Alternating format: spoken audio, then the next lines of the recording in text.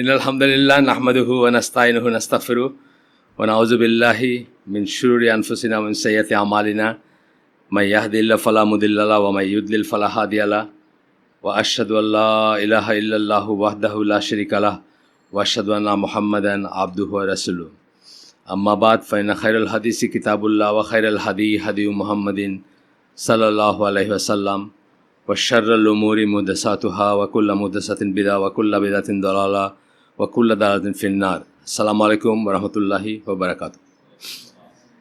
খারেজিদের ব্যাপারটা আমরা আজকে যেটা পড়বো এটার নাম হচ্ছে খারেজিদের ক্যারেক্টারিস্টিক্স বা বৈশিষ্ট্য, the characteristics of the extremist খাওয়ারিজ।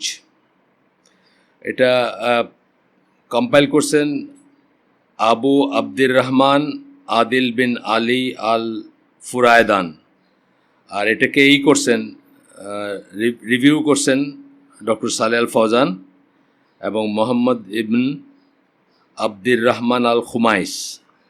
এই দুজনের নাম, পরবর্তী দুজনের নাম হয়তো আপনারা শুনছেন, জানেন, একজন তো জানেনই, আরেকজনেরটাও শোনা নাম। তো এটা আসলে এতদিন পরে আমরা বললাম তো যে 2009-তে হয়তো আমরা পড়ছি, আর 10 বছর পরে আবার আমরা এটা পড়তেছি। তার কারণ হচ্ছে আল্লাহ রাসূল সাল্লাল্লাহু আলাইহি ওয়াসাল্লাম এবং সাহাবীদের কথা অনুযায়ী কিয়ামতের আগ পর্যন্ত তারা থাকবে আর কি। এই ট্রেন্ডটা আসবে এবং যাবে, খারেজি ট্রেন্ড আসবে এবং যাবে, এবং আমাদের ভিতরে মিলেমিশে আছে। পিওর খারেজি হয়তো ডিফাইন করা খুব মুশকিল হবে, বা হয়তো ওইভাবে একদম চিহ্নিত করাই হবে, কিন্তু মিলেমিশে আছে আমাদের ভিতর। আমাদের ভিতরে মুসলিমদের ভিতর কেউ হয়তো 1% খারেজি, 99% নর্মাল, কেউ হয়তো 99% খারেজি, 1% নর্মাল, কিন্তু আছে আর কি। আছে যে এটা তো আমরা বুঝি, প্রশ্ন শুনে আমরা বুঝি এই মসজিদে নামাজ হবে কিনা, এর কাছে করা যাবে কিনা, ওইখানে প্রশ্ন শুনেই বোঝা যায় যে আমাদের ভিতরে ট্রেন্ডটা আছে। কিন্তু এটা সম্বন্ধে খুব সাবধান হওয়া উচিত। স্পেশালি যারা বাবা মা, তাদের হওয়া উচিত যে তাদের ছেলে পেলেদের ওয়াচ করার জন্য। আর যারা ইয়াং, তারা নিজেরা যদি আল্লাহ তাদেরকে সেই প্রজ্ঞাটা দেন, তাহলে তাদেরও নিজেদেরকে চেক করা উচিত যে তারা যেন এই ট্রেন্ডের ভিতর না পড়ে যান। কারণ এটা পড়াটা মানে খুব ভালো ভালো মানুষরা এখানে পড়ছেন। আমরা আপনাদেরকে বলছি, গল্পে বলছি যে আমর বিন আল আস যখন মিশর জয় করলেন, ওমর রাদিয়াল্লাহু আনহু তখন তার খলিফা, তখন উনি চাইলেন যে মানুষকে বললেন যে মানে খলিফার কাছে মেসেজ পাঠালেন যে এখানকার জন্য একজন আলেমকে পাঠান, যেন নতুন যারা কনভার্ট করতেছে তাদেরকে যেন দিন শিখাইতে পারে। এবং তখন যাকে পাঠানো হয়েছিল উনি তখনকার খুব জ্ঞানী মানুষ ছিলেন, মুলজাম সামথিং নাম, মুলজাম হচ্ছে একটা নাম আর কি, ওনার এই নামেই চেনা হয়, ওনাকে চেনা যায়। তো ওনাকে পাঠাইছিলেন মিশরে। সেই লোকই কিন্তু আলী রাদিয়াল্লাহু আনহুর হত্যাকারী। সেই তাকে মানে কোপ মারছে, যখন মারছে, এবং সে খারেজিদের লিডার ছিল। তার মানে আজকে যদি আপনি জ্ঞানী হন, আজকে যদি আপনি প্রজ্ঞাবান হন, কালকে যে খারেজি ট্রেন্ডে পতিত হবেন না এমন কোনো কথা নাই। পতিত হবেন না এমন কোনো কথা নাই। তো আপনি এই লোক, এবং এই ডায়লগগুলো আমি শুনছি যে সে ইরাকে এসে একটা মেয়েকে বিয়ে করে, খুব সুন্দরী মেয়ে, ওই খারেজি ট্রেন্ডের মানুষেরই মেয়ে। সেই মেয়ে মোহরানা হিসাবে তার কাছে আলী রাদিয়াল্লাহু আনহুর মাথা চাইছে, যে আমার মোহরানা হিসাবে আমি আলী রাদিয়াল্লাহু আনহুর মাথা চাই, কল্লাটা চাই আর, এবং সে অ্যাগ্রি করছে। তার মানে দেখেন যে একজন, আমরা এখানে অনেক কটা ব্যাপার বোঝার আছে। আমরা কমপ্লেসেন্ট যেন না হই, আর নিজেকে নিয়ে, নিজের ছেলেপেলেকে নিয়ে না। ধরেন আপনারা হয়তো একটু দূরে আছেন, কিন্তু আপনার ছেলেপেলে তো বড় হচ্ছে, আর হয়তো নেক্সট 5-10 ইয়ার্সের ভিতরেই আপনার একটা কনসার্ন হবে কার সাথে মিশতেছে, কোথায় যাইতেছে, ওয়াচ করার একটা ব্যাপার আসবে। আর যারা এখন অলরেডি এই মজলিসে সাধারণত ইয়াঙ্গাররাই আসেন, একটু ইয়াং যারা, মানে শনিবারে তো সব মিক্সড ক্রাউড থাকেন, এই মজলিসে ইয়াংরাই আসেন। তাদের তো নিজেদেরকেই একটু করার ব্যাপার আছে, মানে চেক করার ব্যাপার আছে। প্রথমে ডেফিনেশন আসতেছে। আমরা খুব তাড়াহুড়ো করবো না, এখানে 50-something পয়েন্ট আছে, সব কিছু পড়ারও দরকার নাই। কিছু পয়েন্ট আছে যেগুলো রিপিটেশন, জাস্ট একটা ওয়ার্ডের জন্য অথবা সূত্রটার জন্য রিপিট করছেন বা আলাদা করে বলছেন। আমরা হয়তো সেগুলো স্কিপ করে যাব, আর না হলে আমরা ইনশাল্লাহ ভালো করে পড়ার চেষ্টা করবো আর কি। যেহেতু এটা অনেক দিন পরে একবার ঘুরে আসছে, বা তখন আমরা রেকর্ডিং করতাম না। আমি ওই দিন, আমাকে আমেরিকা থেকে একজন জিজ্ঞেস করতেছে, যে জাতিসংঘে চাকরি করে বাংলাদেশের মিশনে, উনি আমাদের এগুলো শুনে আর কি, আপনার থ্রুতেই বোধহয় ফোন নাম্বার নিয়েছিল না। তো উনি বলতেছে যে হিস্ট্রি অফ ইসলামটা কেমন জানি মনে হতেছে যে কমপ্লিট না, তা আমি বললাম যে হিস্ট্রি অফ ইসলাম, ওয়ালাইকুম সালাম, হিস্ট্রি অফ ইসলাম, তারপরে আপনার ওয়ার্ল্ড অফ নোবেল অ্যাঞ্জেলস আর the world of devils and jinn, এই তিনটা উত্তরায় হয়েছিল হালাকগুলো। এবং উত্তরায় আমরা কি পেন ড্রাইভ মার্কেটে জিনিস দিয়ে কোনো মতে কারো ইচ্ছা হলে করলো, রেকর্ড কখনো করছে কখনো করেনি, এই জন্য ওইগুলো ছাড়া বা তখনও আমাদের এটা প্রিজার্ভ করার আর্টসটা আমাদের ভিতর ছিল না। এখন তো বুঝি প্রিজার্ভ করার অনেক লাভ, অনেক মানুষ যারা আমাদের চিনে না এগুলো শুনতেছে কিন্তু বা শোনে, আলহামদুলিল্লাহ। তো সেই জন্য আমরা মানে সুন্দর করে করার চেষ্টা করব, সুন্দর বলতে মানে কমপ্লিট করে করার চেষ্টা করব। প্রথমে ডেফিনেশনটা পড়ি। The word Khawarij is the plural of Khariji, জানি সবাই হয়তো, and that refers to a person that removes himself from the obedience of the true ruler. True ruler কেন বললেন এটাতে আসতেছি। যে রুলারকে টলারেট করতে বা যে রুলারকে ওবে করতে আল্লাহ রাসূল সাল্লাল্লাহু আলাইহি ওয়াসাল্লাম বলছেন যতক্ষণ পর্যন্ত এবং যেই লিমিট পর্যন্ত, যতক্ষণ মানে টাইম, এবং যেই চরিত্র থাকলেও আনুগত্য করতে বলছেন, তাকে আমরা ট্রু রুলার বলতেছি এখানে। তো যে a person that removes himself from the obedience of the, সে খুরুজ থেকে আসছে, খুরুজ মানে বের হয়ে যাওয়া, সে বের হয়ে যায়। একজন রুলার, যাকে রুলার বলা যায়, ইসলামী মুসলিম রুলার বলা যায়, ইসলামিক স্টেট না হইলেও, তার আনুগত্য থেকে যে বের হয়ে যায়, outwardly proclaims opposition to him and insights the people against him. Bus, first definition. Outwardly proclaims opposition, তাকে বিরোধিতা করে এবং মানুষকে তার এগেনস্টে উত্তেজিত করে তোলে বা তার এগেনস্টে সংগঠিত হইতে আহ্বান জানায়। আরেকটা ডেফিনেশন, এটা একটা গেল প্রথমটা। এই সেকেন্ড ডেফিনেশন আরেকটা, এটা ডক্টর নাসরুল আকল বলে একজন আছেন, নাম শুনছেন হয়তো আপনারা। ওনার বই হচ্ছে ফেমাস বই ইমিটেশন অফ দ্য কুফার, একটা বই আছে না, ওই বইটা যার লেখা, ডক্টর নাসর আল আকল। ওনার ডেফিনেশন, ওনার বই থেকে একটা ডেফিনেশন দিচ্ছেন, যেটা হচ্ছে those who declare Muslims as disbelievers because of their committing major sins. এটা কিন্তু আরেকটা ডেফিনেশন, যেটা কবিরা গুনাহ করার জন্যই যারা মুসলমানদেরকে কাফের বলে ডিক্লেয়ার করে। And those who rebel against Muslim leaders, এবং যারা মুসলিম শাসকের এগেনস্টে বিদ্রোহ করে। And withdraw from the unified body of Muslim. Unified body মানে মেইন স্ট্রিম মুসলিম। মেইন স্ট্রিম মানে কিন্তু মেজরিটি না, যারা শুদ্ধ ইসের উপর আছেন, আহলুস সুন্নাহ জামা ধরেন, বা বলতে যাদেরকে ইনক্লুড করতে পারি আমরা, তাদের সবাইকে বলতেছেন মেইন স্ট্রিম মুসলিম। লুজলি ধরেন 4টা মাযহাবকে আহলুস সুন্নাহ জামা ধরা হয়, ইভেন দো এখানে ফিকটা মাযহাবই, কিন্তু ইটা আহলুস সুন্নাহ জামায় ধরা হয়, যতক্ষণ না এটার ভিতরে কোনো ধরেন আমাদের দেশের কথা, আমার দেশের দেওয়ানবাগি আটরশি কি হানাফি না? তারা তো হানাফি না। আপনি যদি আকিদার পয়েন্টে যান, তারা কি হানাফি? তারা হানাফি না। কিন্তু যতক্ষণ আপনি যে আকিদায় যদি হানাফি হন, আকিদায় যদি মালিকি হন, আকিদায় যদি হাম্বলি হন, আকিদায় যদি শাফি হন, ইউ আর অ্যামং আহলুস সুন্নাহ ওয়াল জামা, আপনি ওটার অংশ সেটা ততক্ষণ। মেইন স্ট্রিম, মেইন বডি বলতে আমরা সেটা বোঝাচ্ছি, যাকে এই বলা যায় যে রাসূল এবং তার সাহাবীরা যেই পথের উপর ছিলেন, মোটামুটিভাবে সেই পথের উপর, একটু যদি এদিক সেদিক থাকেও। তো এটাই বোঝাচ্ছেন যে unified body of the Muslims, আহলে সুন্নাত জামায় বোঝাচ্ছেন। এখানে কিন্তু মেজরিটি বোঝানো হচ্ছে না, বা সারা দুনিয়ার মেজরিটি তা বোঝানো হচ্ছে না। Anyone that adheres to their principles and follows their path is counted as being from amongst their ranks. এরপরে যে কেউ যে তাদের প্রিন্সিপাল, মূলনীতিগুলোকে ফলো করবে এবং তাদের পথের সাথে লেগে থাকবে বা তাদের পথে থাকবে, তাকেই আমরা বলতে পারবো যে সে খারেজিদের একজন। আইডেন্টিফাই করবেন কিভাবে? একটু করে যাচ্ছি আমরা। আইডেন্টিফাই করবেন কিভাবে? এখন বলতেছেন যে 1 নম্বর, আউটওয়ার্ডলি প্রোক্লেম রেবেলিয়ন এগেইনস্ট মুসলিম রুলার্স। প্রকাশ্যেই বলে যে সে মুসলিম শাসকের বিরুদ্ধেই করতেছে। হোল্ডস মুসলিম, 1 নম্বর। এটা কিভাবে চিনবেন, দেখে কিভাবে চিনবেন, বা প্রাথমিকভাবে কিভাবে চিনবেন? একটা বললেন যে মুসলিম শাসকের এগেন্সে বিদ্রোহ করে। 2 হচ্ছে মুসলমানদেরকে করে, শিরক ছাড়াই অন্য পাপের জন্য মুসলমানদেরকে কাফের জ্ঞান করে বা মুশরিক জ্ঞান করে। আর justifies the views of the Khawarij and considers it permissible to shed the blood of Muslims. খারেজিদের ভিউকে জাস্টিফাই করে। আমাদের এখানে বহু মানুষ আছে, বা আমাদের পরিচিতের ভিতর বহু মানুষ আছে। আমি ওই দিন গতদিন বলে গেছি যে আনোয়ার আল্লাহকে ভালো লাগে দেখে তার লেকচার ভালো লেগে দেখে তার ফলোয়ার, এবং তারপরে কিন্তু ওই ভালো লাগা থেকে সেই তার ভিউগুলোকে জাস্টিফাই করতেছে। আমার সাথেই বাহাস হয়েছে এরকম।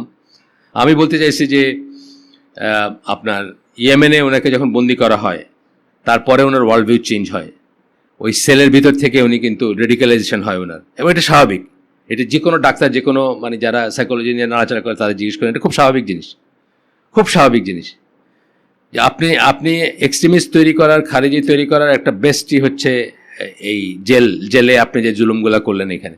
আমরা ইজিপ্টের হিস্ট্রি দেখি যে এটা মানে পাতায় পাতায় লেখা ইজিপ্টের হিস্ট্রিতে এই জিনিসটা। যত দল বাইরে হয়েছে সবাই জেল থেকে বাইরে এসে হয়েছে, বুঝছেন না, বা অত্যাচার থেকে হয়েছে বা ইসের থেকে হয়েছে। সো আনোয়ারের ব্যাপারে আমি আর্গু করতেছিলাম একজনের সাথে যে ওই সময়ের পরে ওনার একটা বিরাট চেঞ্জ আসছে, রেডিক্যালাইজেশনটা আসছে। আগে আমি নিজের কানে শুনছি সেপ্টেম্বর 11-এর পরে উনি ডিফেন্ড করতেছেন যে এরা মুসলমানদের রিপ্রেজেন্ট করে না, এরা মুসলমানদের কিছুই না। মানে 3জন ইমামের আমি নিজের কানে ইন্টারভিউটা শুনছি, 3 জায়গা থেকে 3জন ইমামকে কানেক্ট করছে। একজন বোধহয় প্যালেস্টাইনিয়ান, একজন পাকিস্তানি অরিজিন, একজন উনি ছিলেন, এবং স্ট্রিট মুসলিমদের জিজ্ঞেস করতেছে আর কি, যে এনপিআর বলে না যে ওদের ন্যাশনাল পাবলিক রেডিও, ওইরকম কিছুর একটা ইন্টারভিউ আর কি, নিজে শুনছি আমি। কিন্তু ওই ভিউটা ওনার পরে ছিল না। লাস্টলি উনি কি বলছেন, আমরা যাদেরকে স্কলার মনে করি তাদেরকে গ্রিন জোন স্কলার বলছেন। গ্রিন জোন ছিল বাগদাদের ভিতরে আমেরিকান সোলজারদের জন্য একটা আলাদা জোন, যেখানে এতই সিকিউরিটি ছিল যে আপনি খোলা হাইটে আর কোথাও সিকিউরিটি ছিল না বাগদাদে ওই যে যুদ্ধের সময়টায়। তো হ্যাঁ, তো গ্রিন জোন স্কলার বলতে কি মানে ওই রকম সুখে স্বাচ্ছন্দ্যে এবং ইসের ভিতরে বৈশা যারা খালি কথা বলে সেই ধরনের স্কলার বলতে চাইছেন, আমরা যাদেরকে ফলো করি তাদের কথা। যাই হোক, তো কি বলতেছেন যে তাদের ভিউ যারা, মানে শুধু ওরা না, তাদের ভিউকে যারা কনসিডার, যারা করে জাস্টিফাই করার তো পথ আছে, এবং মুসলমানদের রক্ত প্রবাহিত করা যায় মতো এটাকে পারমিসিবল মনে করে ইন দ্য নেম অফ জিহাদের কথা বলে মুসলমানদের রক্ত প্রবাহিত করা যায় ইন দ্য ওয়ে অফ আল্লাহ, মানে আল্লাহর পথে জিহাদ বলে সে এই কথা বলে এই নামে সে মুসলমানদের রক্ত প্রবাহিত করাকে ঠিক মনে করে, পারমিসিবল মনে করে। And in the name of changing the evil, এবং সৎ কাজে আদেশ, মন্দ কাজে নিষেধ, মানে মন্দকে চেঞ্জ করার নাম করে সেইটা পারমিসিবল মনে করে। Then these are all factors for identifying the Khawarij, মানে এইসব হচ্ছে চরিত্র যেখানে আপনি প্রাথমিকভাবে খাওয়ারিজ কারা তাদেরকে বুঝবেন। আমাদের দেশে বহু ইয়াং পোলাপানের কথা আমি জানি যারা নিজেদেরকে এই শ্রেণীভুক্ত, যারা এই জিনিসগুলাকে হয়তো ক্লিয়ারলি বুঝে না, অথবা জাস্ট হাওয়া বা মনে শুনতে ভাল লাগে, যেটা গতদিন বললাম। যে তো যেটা বলতেছিলাম যে রবিনহুড মেন্টালিটি, যে আমরা এইভাবে সেটেল করে ফেলতে পারি, শর্টকাট এটা করে ফেলতে পারি। কিন্তু যেটা আমি ইদানিং রিয়েলাইজ করি, বা আমি আরও 2 একদিন বলছি আপনাদের, যে সমস্যাগুলা কিন্তু অনেক ক্ষেত্রে আপনি অ্যাগ্রি করতে পারেন বা করবেন, আপনি করা উচিত, করবেন, কিন্তু মানে প্রবলেমটা হচ্ছে কি করবেন, সেটা অ্যাকশনটা থেকে সমস্যা হয়ে গেল। সমস্যাগুলা আপনি আইডেন্টিফাই করতেছেন যে মুসলমানদের, সারা ওয়ার্ল্ড মুসলমানদের শোষণ করতেছে, ট্রু। তারা আমাদের দমায় রাখতে চেয়েছে, ট্রু। তারা আমাদের শাসন ব্যবস্থা ইন্টারফেয়ার করতে চেয়েছে, ট্রু। তারা আমাদের এডুকেশন ব্যবস্থাকে ভয় পায় এবং এটাকে চেঞ্জ করতে চেয়েছে, ট্রু। করবেন কি, সেখানে গিয়ে হচ্ছে সমস্যা। এটার আপনার প্রতিকার করতে গিয়ে কি করবেন, প্রতিকারে কোনো শর্টকাট নাই। যখনই শর্টকাট নিতে গেছে কেউ, তখনই রক্তপাত হয়েছে এবং ব্যর্থতায়। আব্দুল্লাহ জাহাঙ্গীর বলছেন না তার বইতে, যে একটা সাকসেসও হয়নি। যারা শর্টকাট নিতে চাইছেন বা যারা এই মেন্টালিটির যারা প্রতিকার করতে চায়, একটা সাকসেসও নাই পৃথিবীর ইতিহাস। বরং তারা মুসলমানদের জন্য লাইফটাকে অত্যন্ত ডিফিকাল্ট করে দিয়ে গেছে। যদিও আমি বলতেছি না যে ফ্রান্সে গেছেন, জার্মানিতে গেছেন, ইটালিতে গেছেন, খুব বাহবা দিতেছি, তা করতেছি না। কিন্তু তারপরেও তারা ন্যূনতম তো এক ধরনের মুসলমান ছিলেন যারা গেছেন ওইখানে, যারা থাকেন।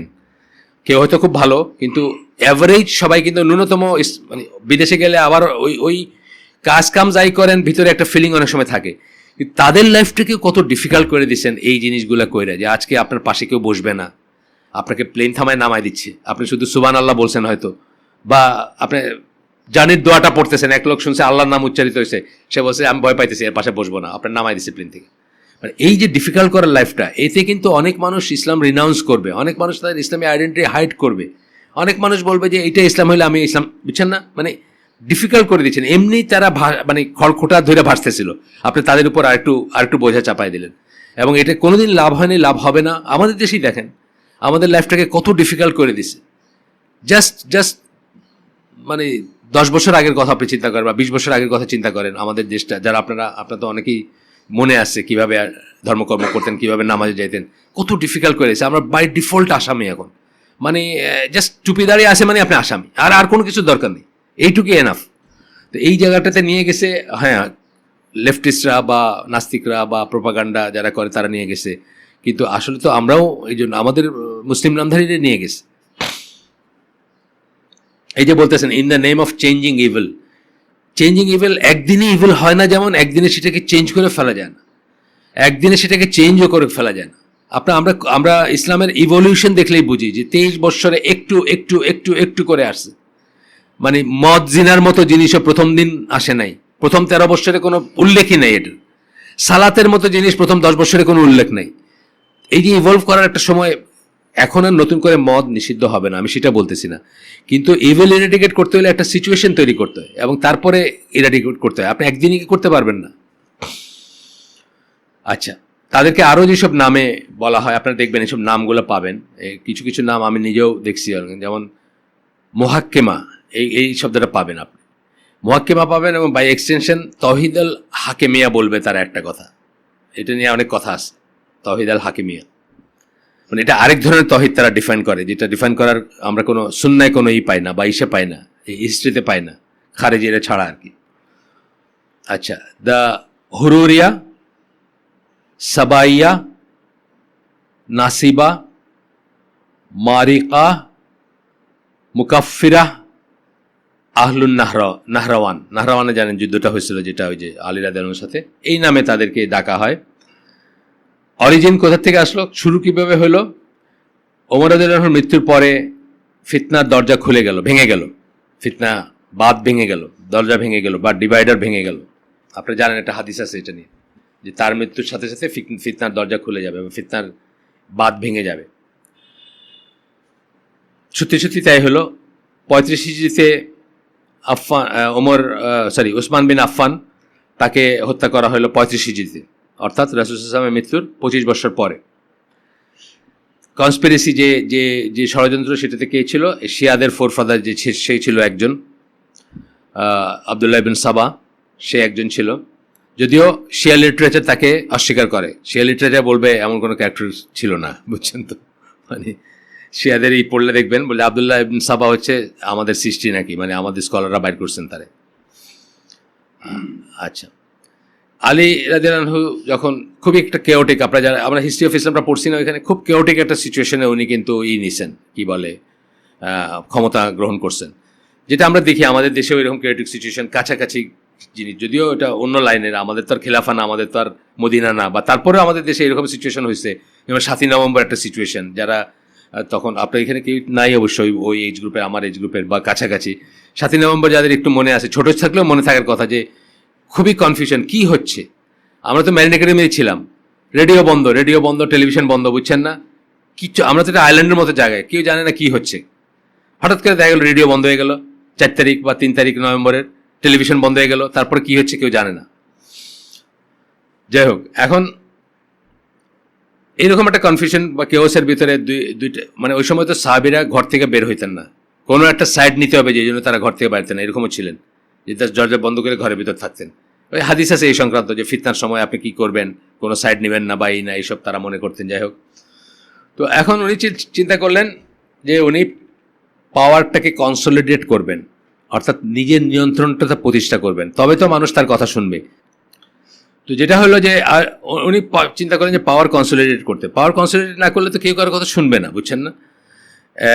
এই 7ই নভেম্বর কথা আমি বলতেছি, অথবা এইরকম সিচুয়েশন আরও বাংলাদেশে হয়েছে, এটাই প্রথম তা না, 15ই আগস্ট হয়েছে একটা সিচুয়েশন এরকম, পরবর্তীতে ধরেন এরশাদ পতনের সময় কিছুটা এরকম, বুঝছেন না, কে who is in the helm, বা কার হাতের নিয়ন্ত্রণ, এইসব প্রশ্নগুলো আসে না।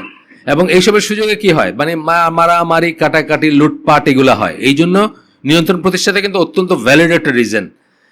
যদিও আমরা সাহাবীদের নিয়ে বিতর্ক করবো না, কে ঠিক কে ভুল, একজন সমালোচনা করবো না, কিন্তু আপনি পরবর্তী সময় লিটারেচার পড়লে দেখবেন যে মেজরিটি অফ দ্য স্কলার, যদিও মুআবিয়া রাদিয়াল্লাহু আনহুকে খুব হাই স্টিমে দেখেন আহলুস সুন্নাহ জামাত স্কলাররা, তার সমালোচনা করেন না, যেভাবে ধরেন আপনার ইরা করে, এই অনেক জামাতিরা করে যারা, বা অনেক শিয়ারা করে বা অনেকেই করে, মুসলিম উম্মাতে অনেকেই ওনার খুব সমালোচনা করে, ধারে কাছেও দেখবেন না যে আহলে সুন্নাত জামার কোনো স্কলার কোনোদিন করছেন।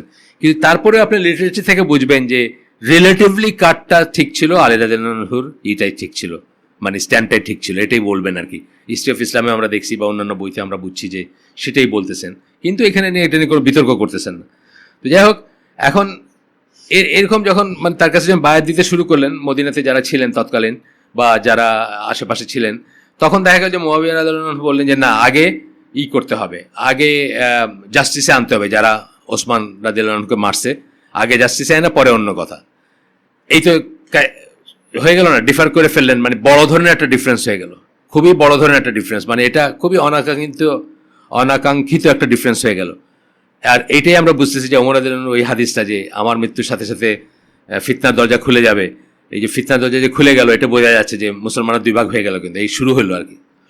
আচ্ছা, তো যাই হোক, এটা হলো এখন আলী রাদিয়াল্লাহু আনহু উনি বললেন যে সিরিয়া থেকে বললেন যে citing the reason for that as being the obligation of quickly bringing to justice those responsible for the murder of Uthman bin Affan. Usman তার ফ্যামিলিরও ছিলেন, মানে একই বংশের ছিলেন, উমাইয়াদ ছিলেন, এবং ওনারা একই বংশের ছিলেন দেখে আরও ওনার একটা বেশি ফিলিং ছিল। কিন্তু জিনিসটা মেজরিটি বলবেন যে আসলে এখানে ঠিক হয় না ব্যাপারটা। Enter into that which the people have entered into, এটা আলী বললেন, মুআবিয়াকে মেসেজ পাঠালেন যে মানুষ এলিজেন্স যে বায়াত নিছে সেই বায়াতে ঢুকো, অ্যান্ড লিভ মি টু জাজ দেম, এবং আমার উপর দায়িত্বটা ছেড়ে দাও, আমি তাদের বিচার করব। অর্থাৎ উনি অবশ্যই বিচার করতেন বা করবেন। আই উইল জাজ দেম উইথ দ্য ট্রুথ, আমি সত্যের উপর ভিত্তি করে তাদের বিচার করব। এটা শুনলেন না, মুআবিয়া শুনেন নাই আনটিল দ্য এন্ড। আচ্ছা, বা যুদ্ধ পর্যন্ত গড়াইছে, আমরা পড়বো সেটা পরে। এরই ভিতর আপনার ওই যে এই একই ইস্যুকে কেন্দ্র করেই তালহা, জুবায়ের এবং আয়েশা রাদিয়াল্লাহু আনহুর নেতৃত্বে একটা দল গড়ে উঠলো, যারা আলী রাদিয়াল্লাহু আনহুর উপর যখন মানে একটা মাথা ব্যথা হয়ে গেল যে আগে এদেরকে দেখতে হবে, এই তো ঘরের কাছে, বুঝছেন না, ওটা তো অনেক দূরে, তো এদেরকে আগে দেখতে হবে। তো এইটারই পথ ধরে ধরেন তালহা, জুবায়ের মতো আরও অনেক সাহাবী মারা গেছেন এই যুদ্ধে, এবং এটা একটা ভুলই ছিল। দুই গ্রুপেই তো সাহাবীরাই ছিলেন, মোস্টলি সাহাবীরাই ছিলেন, তাই না? হয়তো কিছু তাবেই থাকতে পারেন, কিন্তু মোস্টলি তো সাহাবীরাই ছিলেন, অন্তত লিডারশিপ পজিশনে সাহাবীরাই ছিলেন। অনেক সাহাবী মারা গেলেন বা হলেন। 10,000 members from each group, death of Talha and Zubair and 10,000, এই উভয় পক্ষে 10,000-এর মতো করে মারা গেলেন ফ্রম ইচ গ্রুপ, মানে কত বড় লস চিন্তা করেন। আচ্ছা, এগুলো থেকে তো আমাদের শিক্ষা আছে, কিন্তু ইতিহাস থেকে কেউ শিক্ষা নেয় না, বুঝছেন না? এগুলো থেকে শিক্ষা আছে না যে নিজের বুঝটার আগে রাসূলের বা আল্লাহর বুঝটাকে প্রাধান্য দেওয়া। কারণ আমির যখন একজন হয়েছেন, তার হাতে যখন অন্যরা বায়াত করছেন, তার সাথে তর্ক করাটা আমাদের মানায় না। এবং কি ধরনের আমির? খোলাফায়ে রাশিদিনের আমির, বুঝছেন না?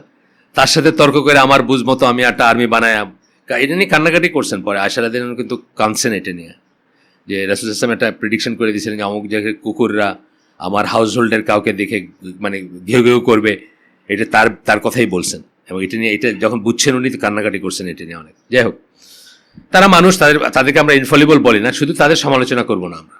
তারা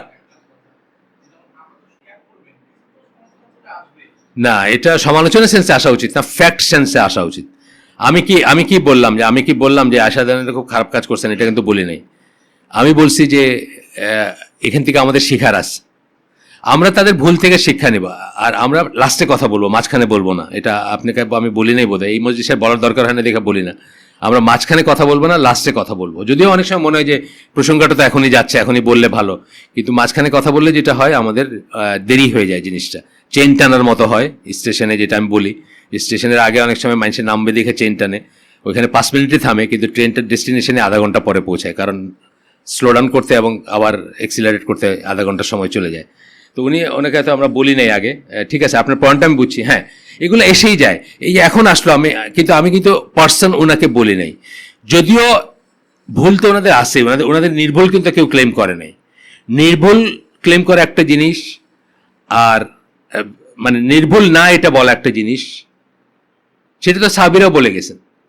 সাহাবীরা বলছেন না যে আব্দুল্লাহ ইবনে আব্বাস বলছেন যে ওমর আর আবু বকর কে, তাহলে এটা কি তাদের দোষ ধরা হইল না? এটা একটা উসুলকে প্রতিষ্ঠা করা হলো যে রাসূলের কথা যখন আসবে ওমর আবু বকর কেউ না, এটা কিন্তু ওমর আবু বকরকে ডিমিন করা হলো না।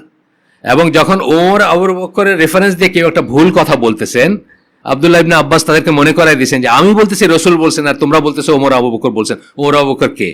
এই সেন্সে আপনি বলতে পারেন, এই সেন্সে আজও বলতে পারেন। আজও আপনারা যদি কেউ, আপনি আল্লাহ রসুলের একটা নারেশন দেখাচ্ছেন আর কেউ বললেন যে ওমর আর আবু বকর এটা বলছেন, আপনি একই কথা আপনিও বলতে পারেন আজকেও। কিন্তু তার মানে এটা না যে তাদেরকে আমরা ছোট করতেছি, তা না, কিন্তু এটা খেয়াল করতে হবে বাস, তাহলে ঠিক আছে। তো এরপরে আলী রাদিয়াল্লাহু আনহু গেলেন মুয়াবিয়ার সাথে যুদ্ধ করতে, রাদিয়াল্লাহু আনহুর সাথে যুদ্ধ করতে। এবং তখন ওই সিফিনের যুদ্ধের ওই ঘটনাগুলো ঘটলো।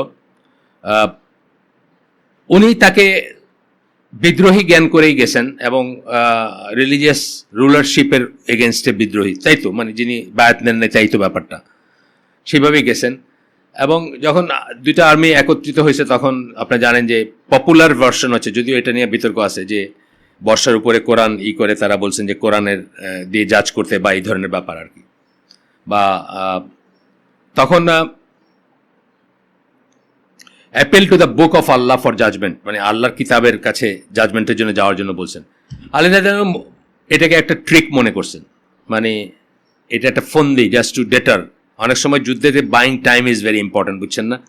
তো দেখা যায় যে আমরা এই সেকেন্ড ওয়ার্ল্ড ওয়ারের এইগুলা স্টোরিগুলো দেখলেই বুঝবো যে অনেক সময় জাস্ট কিছু সময় পাওয়ার জন্য ধরেন এখানে একটা ফলস একটা কিছু লাগাই দিয়ে এখানে বিজি রেখে একটা সময় কিনলো আর কি, এরকম।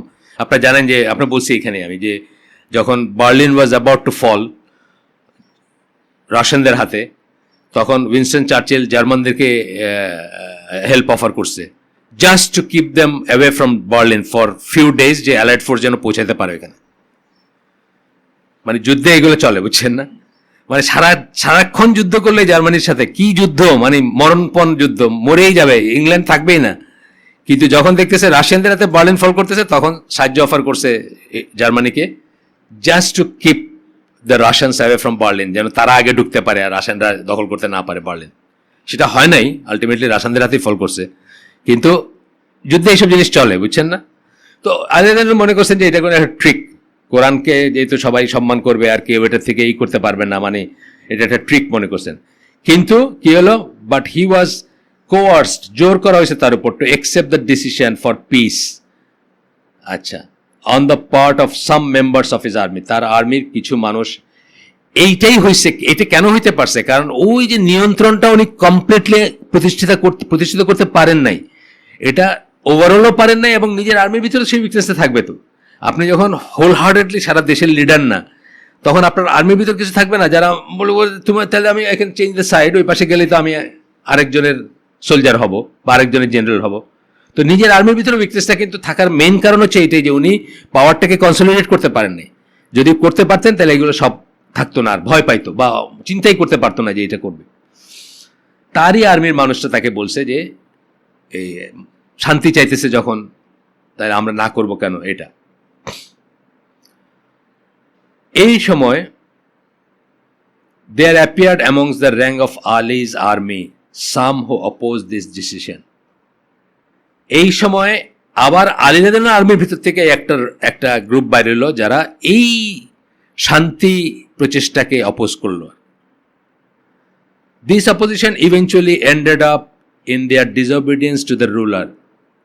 আমি কিন্তু শুধু হাইলাইটেড এগুলো পড়তেছি মেইনলি আপনাদের কাছে, যাতে বেশি লম্বা না হয়, বাট এগুলা জানার ব্যাপার আছে, আমরা অনেকেই জানি না, তাই না? অনেকেরই কিন্তু জ্ঞান নেই এই সম্বন্ধে। একটা টার্ম শুনছি খারেজি, বাস শেষ, ব্যাটল অফ সিফিন শুনছি, শেষ।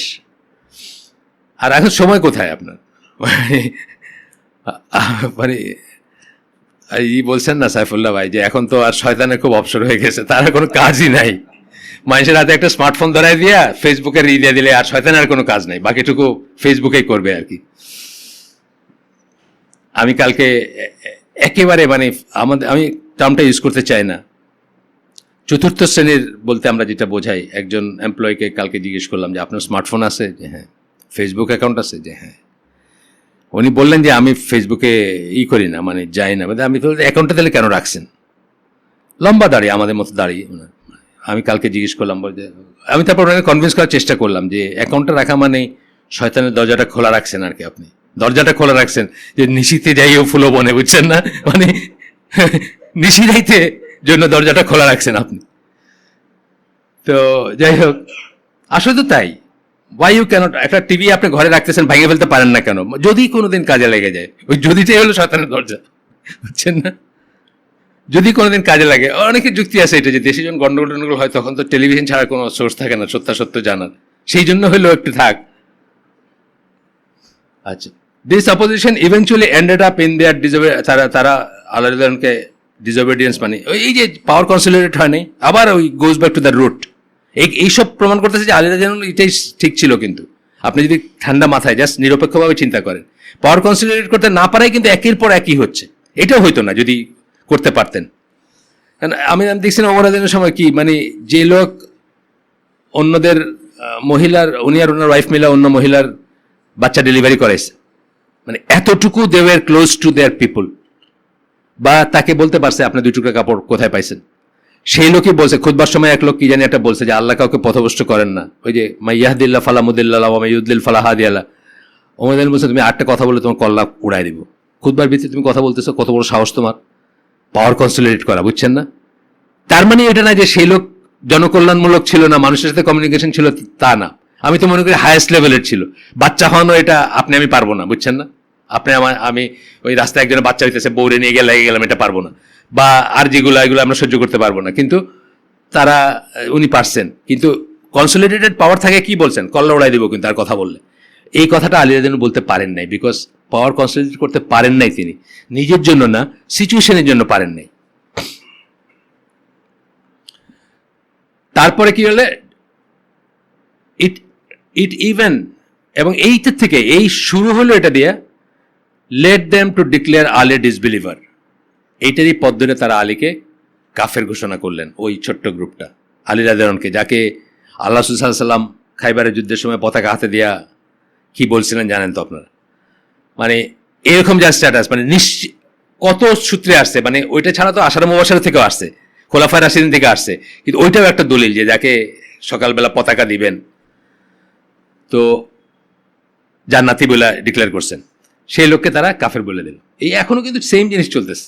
এখনো আমরা যার কথা মানে রহিমাহুল্লাহ বা হাফিজাহুল্লাহ বলে যার কথা করি বা দোয়া করি আল্লাহর কাছে যে টিকে থাকুক, তারা চলে গেলে নলেজটা চলে যাবে, সমানে তাদেরকে কাফের বলে যেতেছে এরা, মানে খারেজিদের বংশধররা। ওই আগের বইটার সাথে রিলেভেন্ট দেখে আমরা এক গোতে পড়লাম আর কি। আগেরটা তো ছিল ডিক্লেয়ারিং ডিসবিলিভার্স, ওইটার সাথে।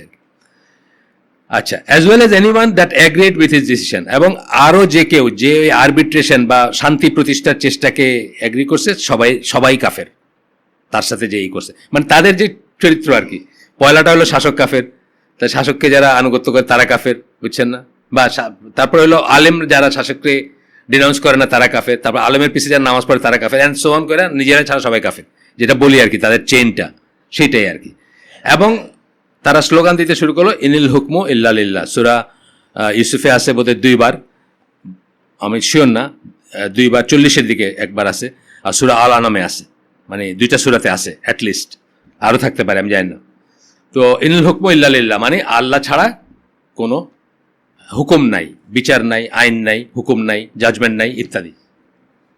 এই আকরামুজ্জামান ভাই বলেন না, কালকে আমি বলছি যে কালকে বাচ্চাদের জন্য হালকা ছিল যে হাদিস সহি কিন্তু তফসির জাল, বুঝছেন না? এখানে আয়াত সহি কিন্তু তফসির জাল। এটাই আলী রাদিয়াল্লাহু এই কথাই বলছেন যে আয়াত তো ঠিক আছে কিন্তু আয়াতের উদ্দেশ্যটা রং আর কি। আচ্ছা, আলী রাদিয়াল্লাহু কি করছেন? Try to reconcile with them, চেষ্টা করছেন তাদেরকে এই করতে, presenting them with arguments and proofs, মানে ইবনে আব্বাসকে পাঠাইছেন এবং তাদেরকে ডিবেট করার জন্য করছেন। So when the advice was not accepted by the remaining individuals, আপনি আব্বাসের সাথে করে অনেকে ফিরে আসছেন, some of them return back, ফিরে আসছেন এসে, কিন্তু তারপরেও যখন আর তারা শুনলো না কিছু, মানে একটাই, ইনফ্যাক্ট হিস্ট্রির বই যদি আপনি পড়েন তো এই বইটাতে আমি আলী রাদিয়াল্লাহুর অবস্থা দেখে আমার একটা জিনিস মনে হয়েছে যে একটা গল্প আমরা জানতাম যে এক লোক হাঁটতে শর্টকাট মারতে গিয়ে আরেক লোকের ক্ষেতের ভিতরে ঢুকে পড়ছে, বুঝছেন তো? ঢুকে পড়তেই ওই মালিক যে সে দেখে চিৎকার দিছে যে আপনি জানেন আপনি কার খেতে আসেন, আপনি আমার ক্ষেতের ভিতরে হেঁটে যাইতেছেন। তো বলে যে তো ফিরে যাই, না প্রথম বলছে ডাইনে চলে যাই, বলে না ওটা আমার ক্ষেত, বাইরে যাই ওটা আমার ক্ষেত, তো ফিরে যাই, বলে না ওইটা আমার, কি করবো, কিও করতে পারবেন না। তা আলী রাদিয়াল্লাহু অবস্থা হচ্ছে ওইরকম, উনি কিও করতে পারবেন। আপনার যে হিস্ট্রির বইটা পড়ে, হিস্ট্রি অফ ইসলাম, একটা একটা করে উনি মানছেন তাদের কথা, সাথে সাথে তারা বলছে আপনি কাফের হয়ে গেছেন। মানে ধরেন বলছেন যে এইটা তাইলে আপনাকে এইভাবে করতে হবে, উনি এটা রাজি হয়েছেন। নেক্সটটাতে বলছে যে আপনি তওবা করেন কারণ আপনি কাফের হয়ে গেছেন, বুঝছেন। মানে কিছুতেই উনি কাফের হওয়া was the only thing to accept এবং অ্যাকনোলেজ এবং ডিক্লেয়ার, আর ওনাকে ইমান দোহরাইতে হবে, এইটা ছিল তাদের শর্ত। এবং তার সাথে ইবনে আব্বাস সহ যারা তাকে ফলো করছেন তারা তো আসেনি। আচ্ছা, এরপরে কি করলেন তখন আলী রাদিয়াল্লাহু তার আর্মিকে মোবিলাইজ করলেন, নাহরাওয়ান বইলা জায়গায় যুদ্ধ হইল এবং তাদেরকে নিশ্চিহ্ন করা হলো for the time being. But আসলে তো আর নিশ্চিহ্ন না, তার পালায় গেল, কিছু পালায় গেল, আইডিওলজিতে তো থেকেই গেল কারো কারো ভিতরে, কারণ সবাই তো আর করে না, মানে সবাই তো আর সারফেস করে না। এবং তারই ফলশ্রুতিতে শেষ পর্যন্ত তার মৃত্যু হলো, যেটা আমি আগে বলে ফেলছি। এখানে নাই স্টোরিটা, কিন্তু আমি আপনাদের আগে বলছি যে তাকে নামাজরত অবস্থায় যারা করছিল আর। এখন আসেন আমরা হাদিস পান্ডেন, এখন আসেন আমরা একটা হাদিসের লিটারেচারে যাই, হাদিস থেকে জানি কি ব্যাপারটা। প্রথম হাদিস, আবু সাইদ খুদরি, আবু সাইদ আল খুদরি, আপনি জানেন সবাই তার নাম, ফেমাস, অনেক হাদিস আছে তার ইসে।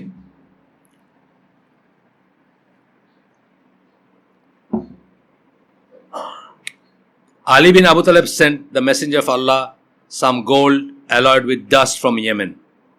ইয়েমেন থেকে যখন গভর্নরে যাইতেন, সেখানে কালেক্টেড সম্পদ বা যাই হইতো সেটা সেন্টারে পাঠাইছেন, জাস্ট এরকম ব্যাপার আর কি। যেভাবে আমরা হিস্ট্রিতে পড়ছি যে পারস্য জয়ের পরে পারস্য সম্রাটের যতই ছিল সব মদিনায় আনা হয়েছে, তেরপাল দিয়ে ঢাকা হয়েছে, এই গল্পটা আমরা বলছি অনেকবার, সেরকম ব্যাপার আর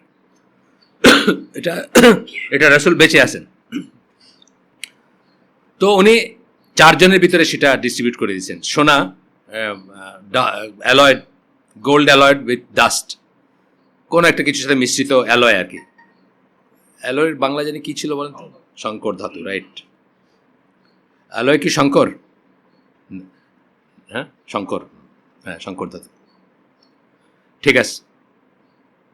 পড়াশোনা কিন্তু অনেক দূর আগে গেছে, অনেক কঠিন হয়ে গেছে এখনকার।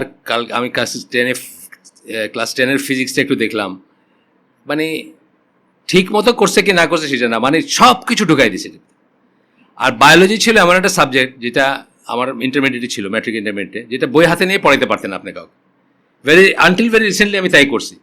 কিন্তু এইবার কোনো একদিন 9-10-এর আর কি টিচার ছিল না, আমারে বলছে একটু দেখতে, আমি এসে তার পারলাম না পড়াইতে। আমি দেখলাম যে আমাকে পুরো হোমওয়ার্ক করে আসতে হবে এটা পড়াইতে। কিন্তু এত কিছুর পরে at the end off day কি বাড়ি দিয়েছে, বুঝছেন না? হাউ কাম, ওই এটা বলছি না বিসিএস এর যোগ, মানে কোনো একটা জিনিসে খুব অবাক হয়ে বলছে হাউ কাম, মানে সে ইন্টারভিউতে রিক্সা স্যার, বুঝছেন তো উত্তর, বুঝছেন না? খুব অবাক হয়ে বলছে যে হাউ কাম, ওই যে রিক্সা স্যার, মানে রিক্সাতে আসছে।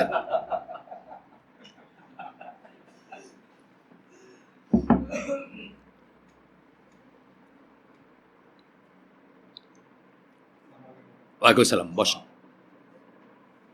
তো তখন একজন দাঁড়ায় বলল, we have more right to this than they do. এই জিনিসটার উপর আমাদের বেশি অধিকার তাদের চেয়ে, মানে ওদের আপনার দিলেন আমাদের দিলেন না, কথাটা এটাই। তখন আল্লাহ রাসূল সাল্লাল্লাহু আলাইহি ওয়াসাল্লাম বললেন, will you not trust me when I am the trusted one of he who is above the heavens. আসমানের উপর যিনি আছেন তার ট্রাস্ট করা মানুষ আমি, তোমরা কি আমাকে ট্রাস্ট করবা না? Revelation from the heavens come to me morning and night. আমার কাছে আকাশের উপর থেকে ওয়াহি আসে দিনে এবং রাতে। এই কথা বলার পরে একটা লোক দাঁড়াইলো, তার ডেসক্রিপশন আছে, চোখটা ঢোকানো, প্রমিনেন্ট চিকবোন, উঁচু চিকবোন, এলিভেটেড ফোরহেড, একটু উঁচা ফোরহেড, মানে থিক বিয়ার্ড, ঘন দাড়ি, শেভড হেড, মাথাটা ন্যাড়া, ইত্যাদি আর কি। যাই হোক, তখন সে বলল, O messenger of Allah, fear Allah, হে আল্লাহ রসুল, আল্লাহকে ভয় করেন। At this the prophet said, এই কথা শোনার পরে আল্লাহ রসুল বললেন, ও বি টু ইউ, তোমার দুর্ভোগ, একটা বলে না মানে এটা আরবদের একটা আর কি, দুর্ভোগ তোমার, অনেকখানি আমরা দেখি এটা। Am I not the one with the most right amongst the inhabitants of earth to fear Allah? এই পৃথিবীতে যাদের বসবাস, পৃথিবীর বাসিন্দা যারা, তার ভিতর আমি কি সেই মানুষটা না যার সবচেয়ে বেশি রাইট আল্লাহকে ভয় করার, অর্থাৎ আমি সবচেয়ে বেশি ভয় করি আল্লাহকে। এটা অন্য হাদিসে আসছে, তোমাদের ভিতর আমিই আল্লাহকে সবচেয়ে বেশি ভয় করি। তার কারণ হচ্ছে উনি আল্লাহকে সবচেয়ে ভালো জানতেন। সিম্পল রিজন, ভয়ের জিনিসটাকে যে জানবে যত বেশি, ভয়ের কারণটা সে বুঝবে। তাকে নিয়ে জান্নাম দেখানো হয়েছে, আল্লাহর ক্ষমতা দেখানো হয়েছে, আল্লাহর রাজত্ব দেখানো হয়েছে বা ডমিনিয়ন, যেটা আমরা সাধারণরা কোনোভাবেই দেখি না বা করি না, কম্প্রিহেন্ডও করতে পারি না, সেগুলো জানিয়ে, সেই জন্য তার ভয়ের ব্যাপার বেশি। যাই হোক, এই ইসে দ্য ম্যান দেন টার্ন দেবে, মানে তার দিকে পেছন ফিরে হাঁটা দিছে আর কি, বুঝছেন তো। খালিদ বিন ওয়ালিদ বললেন যে, O messenger of Allah, shall I not strike his neck? তাকে কি আমি কতল করবো না? এই যে লোকটা আপনার সাথে বেয়াদবি করে চলে যেতেছে। Upon this he said, no, perhaps he is one who prays. দেখেন কত ছিল, আর আরও রিজন ছিল, এটাই মেইন রিজন না। এখানে আল্লাহ রাসূল বলছেন যে না, সম্ভবত সে নামাজ পড়ে। খালিদ বিন ওয়ালিদ তখন বলছেন, how many a person that prays says with his tongue that which is not in his heart. কত মানুষ আছে ইয়া রাসূলুল্লাহ যারা মুখে করে নামাজ পড়ে বা প্রেয়ার বা দোয়া করতেছে বা করতেছে, কিন্তু তার ভিতরে কোনো নেই, ভিতরে কোনো, তার হার্টে কোনো নেই, বিশ্বাস নাই বা হার্টে তাই সেটা নাই। তখন রাসূল সাল্লাল্লাহু আলাইহি ওয়াসাল্লাম বললেন, বড় একটু হাদিসটা এই ফর্মে, এই হাদিসটা অন্যান্য ফর্মে আছে, এই বর্ণনাটা এত বড় করে নাই। আল্লাহ সাল্লাল্লাহু আলাইহি ওয়াসাল্লাম বললেন, I was not commanded to investigate into hearts of the people or to split open their interiors. আমাকে মানুষের দেখতে পাঠানো হয় নাই, অথবা তাদেরকে বুক চিরে দেখতে পাঠানো হয় নাই, যে কথা আমরা আরও অন্য হাদিসও পাইছি। তখন আল্লাহ সাল্লাল্লাহু আলাইহি ওয়াসাল্লাম তার দিকে তাকাইলেন এবং সে চলে যাচ্ছে, সেদিকে তাকায় বললেন, এই কথাটা ইম্পর্টেন্ট, এখন যে কথাটা আসবে আর কি, there will arise a people from the progeny of this man. এই লোকের বংশ থেকে একটা জনগোষ্ঠী আসবে, হুইল রিসাইট কোরআন কন্টিনিউয়ালি, যারা প্রতিনিয়ত কোরআন তেলাওয়াত করতে থাকবে, but it will not go beyond their throats, এটা তাদের গলার নিচে নামবে না। মিনিং কোরআনের কোনো শিক্ষা তাদের ভিতরে যাবে না, শুধু রিসাইটই করতে থাকবে, বাট খুব সুন্দর করে রিসাইট করবে। They will shoot out from the religion just as the arrow shoots out from the hunted prey. আপনি যদি খুব শক্ত তীর করেন, তাহলে এক পাশ দিয়ে ঢুকে এক পাশ দিয়ে বাইর হয়ে যায় তীরটা আপনার শিকারের, সেইভাবে তারা দিন থেকে বাইর হয়ে যাবে, দিনের থেকে বাইর হয়ে যাবে তারা। এরপরে আবু সাইদ খুদরি বলতেছেন, আই থিঙ্ক, এইটুক পর্যন্ত কোনো থিঙ্ক নাই। অনেক সময় দেখবেন সাহাবীদের এসে একটা জায়গায় বলবেন যে আমার মনে হয় উনি এরকম বলছিলেন। ওই যে 60 অথবা 70টি যে হাদিসটা আছে ইমানের শাখা, ওইখানে কিন্তু একটু বলছেন এরকম যে আমার মনে হয় এরকম বলছেন, বাট বাকিটুকু ঠিক আছে।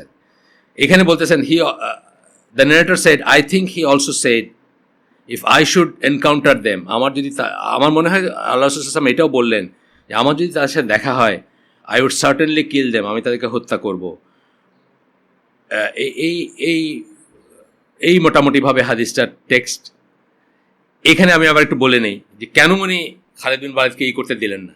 এরকম একটা ঘটনা আছে, ওমর রাদিয়াল্লাহু আনহুকে একটা ছেলেকে যখন দেখতে গেছিলেন দাজ্জাল কিনা, ওমর রাদিয়াল্লাহু আনহু তাকে হত্যা করতে চাইছিলেন। আল্লাহ রাসূল সাল্লাল্লাহু আলাইহি ওয়াসাল্লাম তাকে নিষেধ করছেন, করে বললেন যে এই যদি দাজ্জাল না হয় তাহলে একটা ইনোসেন্ট মানুষকে তুমি মারবা, আর এই যদি দাজ্জাল হয় তুমি তারা মারতে পারবা না। এইটাই হচ্ছে উইজডমটা, কারণ তাকে তো ভবিষ্যৎ জানাই দেওয়া হয়েছে, ভবিষ্যতের ঘটনা জানাই দেওয়া হয়েছে। আল্লাহর কথা মিথ্যা হয়ে যাবে একে হত্যা করতে পারলে, যদি সে দাজ্জাল হয়, তাহলে দাজ্জাল হলে তুমি তারা মারতে পারবা না। এইটা ছিল তার বুঝ। এইখানেও কিন্তু একই জিনিস, পরবর্তী যে কথাগুলো বললেন এই কথাগুলো তাকে জানাই দেওয়া হয়েছে। যদি সেটাই হয় তাহলে এরা মারবেন কেমনে? আপনি এরা মারতে পারবেন না। এখানে ওই বুঝটাও কাজ করছে। একটা হলো যে পারহ্যাপস হি প্রেজ, এটা তো আসেই, আর আরেকটা হচ্ছে যে এই জিনিসটা যে যদি সে তাই হয় তাহলে এটা ঘটবেই ঘটবে, এটা থেকে কোনো নাই, মানে স্কেপ নাই। কাজেই আরেকটা কিছু ঘটে যাবে তুমি যদি মারতে যাও তারে, এইটা আর কি ব্যাপারটা। দিস হাদিস ইজ রিপোর্টেড ইন সহিহ বুখারী, এটা সহিহ বুখারীতে, ফ্রম আলী বিন আবু তালিব। আলী বিন আবি তালিব থেকে এই একই হাদিস একটু আলাদা, একটু অন্যরকম টেক্সটে আছে। I heard the messenger of Allah সাল্লাল্লাহু আলাইহি ওয়াসাল্লাম সে, এখানে বললেন, এখানে শুধু আগের ঘটনাটুকু নাই, There will emerge in the last days a people that will be young in age and have foolish minds. শেষ যুগের দিকে এমন মানুষ আসবে যারা যারা বয়সে ইয়াং হবে এবং ফুলিশ মাইন্ড হবে, নির্বোধ মন থাকবে, অর্থাৎ জাস্ট ইমোশনের উপর আর কি ঝাঁপ দেওয়া মন থাকবে। They will speak using the best speech amongst the creature. তারা সৃষ্টির ভিতরে সবচেয়ে সুন্দর করে কথা বলবে, মানে যা বলে সেভাবে বলবে। আপনি দেখেন এই আনোয়ার আলকির কথাতে আবার আমার মনে হলো সেটা, যে স্পিচ, এই জন্য আল্লাহ রাসূল সাল্লাল্লাহু আলাইহি ওয়াসাল্লাম স্পিচের মায়াজালের সম্বন্ধে আমাদের সাবধান করছেন। বলছেন যে এলোকোয়েন্স হচ্ছে সিহির বা জাদু। এলোকোয়েন্স হচ্ছে সিহির বা জাদু। সিহিরের সেন্স ইসলামী লিটারেচারে কোনোদিন পজিটিভলি আসে নাই। দেখেন যে কোনো জায়গায় সিহির যেখানে বলছে পজিটিভলি আসে নাই। তাহলে এলোকোয়েন্স মানে সুন্দর করে কথা বলা হচ্ছে একটা জাদু। সেই জাদু কি করে? মানুষকে বিমোহিত করে, মানুষের বিবেক শক্তির লোপ পায়, তাই না? আমাদের দেশের লিডাররা যখন সুন্দর করে কথা বলে তাদের জন্য একটা ফুট সোলজারকে মরে যায়, দেখেন। অথচ না দুনিয়া না আখেরাত কিছুই নেই তার। আখেরাতের জন্য মরলে তার একটা কথা ছিল, না দুনিয়া না আখেরাত, কিন্তু একটা সুন্দর করে কথা বলে তার জন্য মানুষ মরে যায়। আপনার ওই যারা কি গান গায় ই করে, কত সুন্দর করে কথা বলে না মানুষে, মানে মিনিস্টার লেভেলের মানুষ ফ্লোরের উপর বৈশা তাদের সাথে গান শুনে বাহবা দেয় তাদেরকে, তাই না? কি ব্যাপারটা আসলে কি, মানে বিমোহিত হয়ে যায় মানুষ, মানুষ তার স্ট্যাটাস ভুলে যায়। সে যে আশরাফুল মখলুকাত, সে যে শ্রেষ্ঠ, সেটা ভুলে গিয়ে সে একটা ইনস্টিংক্টের কাছে, একটা রিপুর কাছে বা তার ভাল লাগার কাছে নিজেকে সমর্পণ করে দেয়।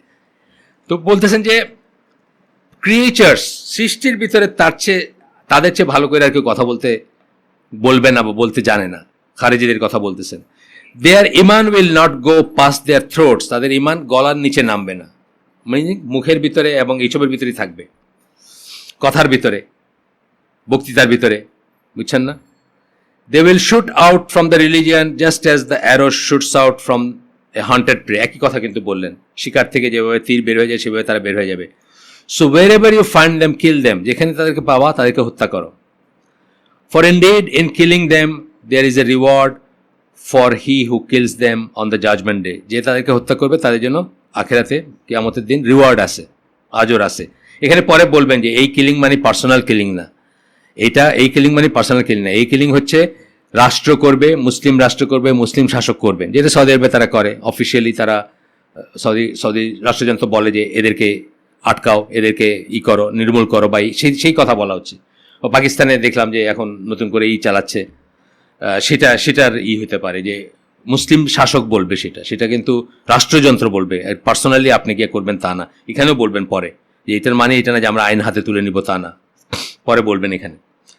এরপরে আরও হাদিস আছে, আমরা অনেক আর কটা বেশি আছে, এগুলো আমরা আর দরকার নাই পড়ার, আমরা মেইন জায়গায় চলে যাই। ক্যারেক্টারিস্টিক্স অফ দ্য খাওয়ারিজ, এখানে বোধহয় 58টা বা 50 সামথিং আছে, 58 বা এরকম কিছু, বা 59টা। আমরা সব কটা পড়বো না, অনেক কটা রিপিটেটিভ আছে, আমরা সেগুলো পড়বো না। আমরা কি পড়তেছি এখন? খারেজিদের বৈশিষ্ট্য। এবং আমরা খেয়াল করবো আমাদের ছেলে মেয়েদেরকে বা আমাদের ইয়াঙ্গার জেনারেশনকে। আপনাদের হয়তো কারো ছোটো ভাই আছে, ছেলে হয়তো অত বড় হয় নাই, ছোটো ভাই আছে, তাদের ভিতরে এই জিনিসগুলো যখন দেখা যাবে বা এই ধরনের আলামতগুলো দেখা যাবে যখন, তখন আমরা যেন করি, আপনার কি বলে, সাবধান হই, অথবা চিন্তা করি যে তারা কি করতেছে বা কি।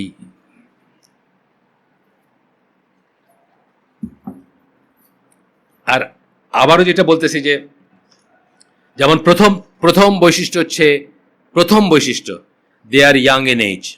দেখছেন তো, তার মানে কি ইয়াং ইন এজ হলে সবাই খারেজি না, কিন্তু খাওয়ারিজ যারা, তারা ইউজুয়ালি ইয়াং ইন এজ, তারা ইয়াং এজের। এটা আপনার ছেলে ইয়াং দেখেই তাকে করবেন তা না, বাট তাকে চোখে রাখবেন, কারণ তার বিপদগামী হওয়ার এটা বেশি, আইদার ওয়ে, যে কোনো দিকেই। শুধু এই ট্রেন্ডে না, ইসলামের বাইরেও যেসব বিপদগামী হওয়ার রাস্তা আছে সেগুলোও কিন্তু তার জন্য সেই বেশি টেম্পটেড ফিল করবে। আচ্ছা, প্রথম ক্যারেক্টারিস্টিক্স, এটা বুখারীর 5057 হাদিসগুলো সব রেফারেন্স দেওয়া আছে। যে হাদিস পড়লাম আমরা সেরকম আরও হাদিস আছে, বা ওই হাদিসগুলো থেকে আসতেছে যে তারা হবে বয়সে তরুণ। প্রথম। 2 নম্বরটা হচ্ছে দে হ্যাভ ফুলিশ মাইন্ডস, একটু আগে পড়লাম, মানে ইন্টেলেক্টস, তাদের ইন্টেলেক্টসগুলো অপরিপক্ক, এই জন্যই তারা ঝাঁপ দেয়, এই জন্য তারা মরে যায়, এই জন্য তারা মানুষ মারে, যাই হোক। They speak with best speech among the creation, এটাও ওই বুখারীর একই হাদিস থেকে আসছে। সৃষ্টির ভিতর সবচেয়ে সুন্দর করে তারা কথা বলে। আপনি এই যে আদনানি না কি বাইরেছেন একটা, বহু মানুষ কিন্তু তার ভক্ত অলরেডি, আমাদের ইয়াং জেনারেশন, তারা কেউ দেখে নাই, ইন্টারনেটে পাওয়া যায়। কি কি আদনানি? তামিম আল আদনানি। সে কে কেউ জানে না, চেহারা কেমন জানে না, কিন্তু স্পিচ মাশাল্লাহ, অনেক মানুষ মানে একদম দেওয়ানা। আহমদ মুসা জিবরিল আরেকজন প্রায় আমার জিজ্ঞেস করে যে ওনারটা ঠিক আছে। উল্টা সাইডেও আছে। নোমান আলী খানের ভাল লাগার একমাত্র কারণ হচ্ছে ভাল লাগে আর কি, তার, বুঝছেন না, তার দেখতে ভাল লাগে। মেয়েদের কথা হলো, মানে আমি ছেলেদেরটা আর বললাম না, ছেলেদের তো ভাল লাগে, আর মেয়েদেরটা দেখতে ভাল লাগে। এটা নিয়ে তৌফিক চৌধুরী দেখি একটা প্রোগ্রাম করছে এসে না মালয়েশিয়া করছে নাকি, হ্যাঁ মালয়েশিয়া বোধ, হ্যাঁ রাইট, মালয়েশিয়াতে ছোট্ট, আমি দিব না দেখি গ্রুপে, মজার প্রোগ্রাম। মানে তৌফিক চৌধুরী তো যাই হোক মদিনায় পড়াশোনা করছে, সেও একই পথের পথিক, কিন্তু তারপরেও সে এটাতে একটু আলাদা করছে আর কি ওই ইসেকে। 4 নম্বর, ইমান does not go past their throats, গলার নিচে ইমান নামে না। এটার মিনিং হচ্ছে যে জীবনের অন্য, আমি আমার একটা লেখাতে আছে এই যে এই ট্রেন্ডের মানুষদের সাথে আমি একদিন নামাজ পড়তে গিয়ে আমি খুব ইমপ্রেসড হয়ে গেছি। ইমপ্রেসড হয়ে গিয়ে আমি লিখছি যে কিন্তু জিন্সের প্যান্টটা ছাড়তে পারতেছে না, টি শার্টটা ছাড়তে পারতেছে না, সেজদায় গেলে যে তার সমস্ত কিছু দেখা যাইতেছে, এটা যে তার নামাজেই চলে যাইতেছে, এটা কিন্তু আর ছাড়তে পারতেছে না। মানে ওইখানে মনে হচ্ছে খুব এক্লাস যখন কথা বলতেছে, যখন বক্তৃতা দিতেছে, কিন্তু নামাজে গিয়ে যে ওইটা দেখতে পারতেছে না, মানে কোনো এক জায়গায় আর কি। আমি আমার একটা লেখাতে আছে এটা, সে আবার খুব মাইন্ড করছে আমার উপরে, এখন ইংল্যান্ডে থাকে, ইংল্যান্ডে চলে গেছে, খুব মাইন্ড করছে আমার যে এইসব করে আমরা সব নষ্ট করে দিলাম দুনিয়ার আর কি, সব এইসব ছোট ছোট জিনিস নিয়ে। এটা কি ছোট জিনিস? সতর ঠিক মতো ডাকে না, এটা কি ছোট জিনিস? আপনাদের সালাত হবে না। বহু স্কলার আছেন যাদের মতো সালাত হবে না। আপনি যে টি শার্ট আর জিন্স পরে সালাত পড়েন, সালাত হবে না, কারণ আপনার পশ্চাৎ দেশের প্রত্যেকটা রেখা প্রস্ফুটিত, আপনার সালাত হবে না। And it is more important than making Rafiath thine or putting hands on the chest. বুকে হাত রাখার চেয়ে, পায়ে পা লাগানোর চেয়ে এবং রাফিয়াত দাইন করার চেয়ে এটা ইম্পর্টেন্ট, কারণ ওইগুলো ছাড়া নামাজ হইতে পারে, এটা ছাড়া নামাজ হবে না। এবং এটা নিয়ে এমন মত আছে যে হবেই না, কারো কারো মত আছে যে এই জামাতের ইটা হবে, কিন্তু আবার বাসায় গিয়ে নামাজ পড়তে হবে, বুঝছেন না? তো এই ব্যাপার আর কি, মানে প্রায়োরিটি অনেক সময় আমরা ভুল করি। এটা নিয়ে আসলে কথা বলে না কেন আমি জানি না। আমি অনেকখানি বলছি যে কয়েকটা জিনিস নিয়ে ঈদের কথা বলা উচিত, মানে মেম্বর থেকে কথা বলা উচিত।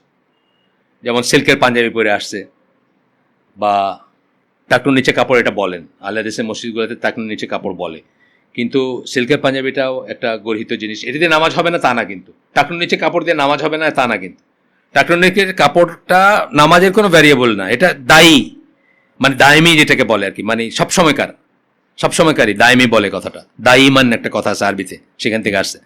সবসময়কার জন্য এটা টাকনুর নিচে কাপড় এবং সিল্কের পাঞ্জাবি সবসময়কার জন্য।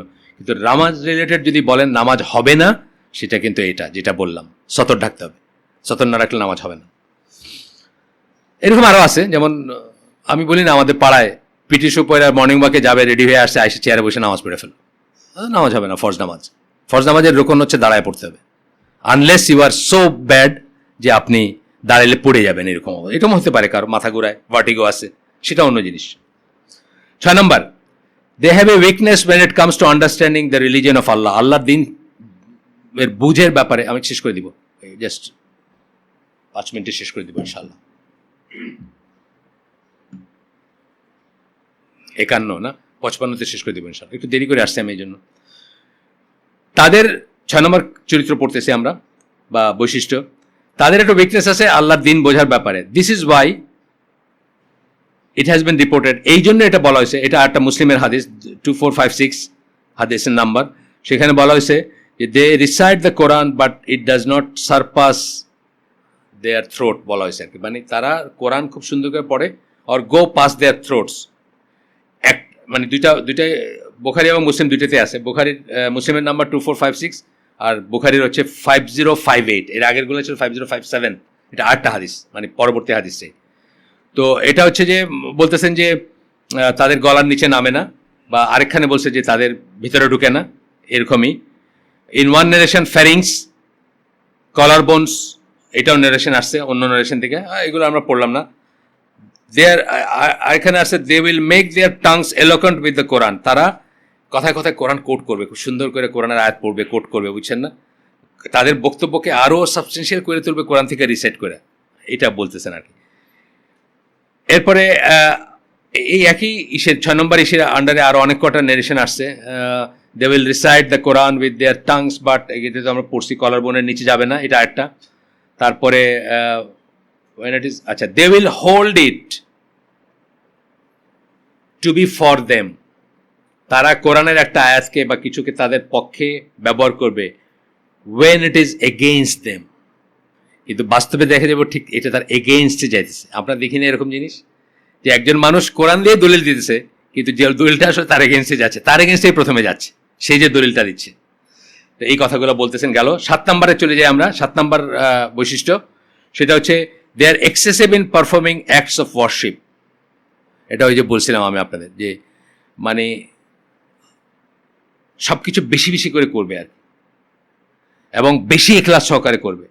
সো মাচ সো দ্যাট, আমি শামীমের সাথে আমার একটা এক্সপিরিয়েন্স আছে, মানে উনি খারেজি আমরা বলতেছি না, কিন্তু ওনার এই নেটিভিটিগুলো দেখার ছিল, টেন্ডেন্সি ছিল। তো একদিন আমি তো আগে নামাজ পড়ে ফেলছি, জোহর আসর, আর শামীম পড়ে নাই। শামীম ওনার সাথে ঢুকছে মসজিদে নামাজ পড়বে। তো শামীম অনেকক্ষণ থেকে বাইরে আসে না, তা আমারও মেয়ের খুব খারাপ হয়েছে। আমি রাস্তায় হাঁটতেছি, তো ও বাইরের পর আমি শামীম জিজ্ঞেস, কী ব্যাপার এতক্ষণ লাগে নাকি আপনাদের, আসরের পরে কি কোনো আছে নাকি, নফল নামাজ আছে নাকি? বলে না, উনি তো 2 বার নামাজ পড়লো। 2 বার নামাজ পড়ে মানে একবার পড়ে তার চিন্তা লাগছে যে এই ইমামের পিছনে বোধহয় নামাজ হবে না, আরেকবার নিজে পড়ছে। এই যে এক্সেসিভনেস, বুঝছেন না, এটা আল্লাহ আপনাকে করতে পারেন। আপনি শুনে রাখেন, কবিরা গুনাহকারীর পিছনেও কিন্তু আপনার নামাজ হবে। নামাজ না হওয়ার জন্য কি হইতে হবে? তাকে অমুসলিম হইতে হবে বা মুশরিক হইতে হবে।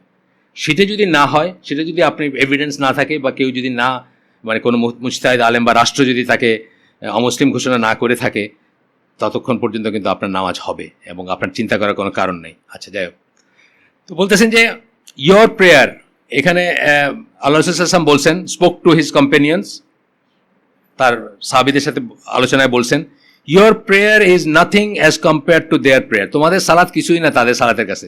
আমরা এরকম মাঝে মাঝে দেখি না, খুব কায়মনে এই করতেছেন, মানে নিজের কাছে আমার খারাপই লাগে যে এরকম হইতে পারলাম না। আমার কিন্তু ওই দিন দেখে লাগছিল যে লেখাটা আমি লিখছি সেই দিন, your fasting is nothing as compare to their fasting, আপনার রোজাও তার রোজার কাছে কিছু না। And your reciting the Quran is nothing as compare to their reciting, আপনার তেলাওয়াতও তাদের কাছে কিছু না, কিন্তু তথাপি তারা খারেজি। আজকে আমরা শেষ করে দিই, অনেক কটা আছে, আমরা ইনশাল্লাহ অনেক ইম্পর্টেন্টও আছে। সুবহানাকা আল্লাহুম্মা বিহামদিকা আশহাদু আল্লা ইলাহা ইল্লা আনতা আস্তাগফিরুকা ওয়া আতুবু ইলাইক। আমরা যে শুনলাম তার ভিতর ভালো কিছু শুনে থাকলে সমস্ত প্রশংসা আল্লাহর, আর খারাপ কিছু শুনে থাকলে সমস্ত ব্যর্থতা আমার, এবং সেটা শয়তানের তরফ থেকে। আমরা এই জিনিসগুলো নিয়ে গভীরভাবে চিন্তা করব। স্পেশালি আমাদের এখানে অনেক ইয়াং ছেলে পেলে আসে, তাদের জন্য অনেক চিন্তার ব্যাপার আছে। আর আপনাদের জন্য যদি নাও থাকে, আপনাদের ছোটো ভাইদের জন্য আছে, এবং আপনারা কালকে বাবা হবেন ইয়াং জেনারেশনের, তাদের জন্য, তাদেরকেও মনিটর করবেন, দেখবেন যে এই জিনিসগুলো আসতেছে কিনা। এই একটা দেখলেই দুশ্চিন্তাগ্রস্ত হওয়ার কিছু নাই, কিন্তু আপনি তো অন্তত বুঝতে হবে যে এইটা একটু অন্যরকম, তাহলে আপনি কিন্তু খেয়াল করবেন। ঠিক আছে? আসসালামু আলাইকুম ওয়া রাহমাতুল্লাহি ওয়া বারাকাতুহু।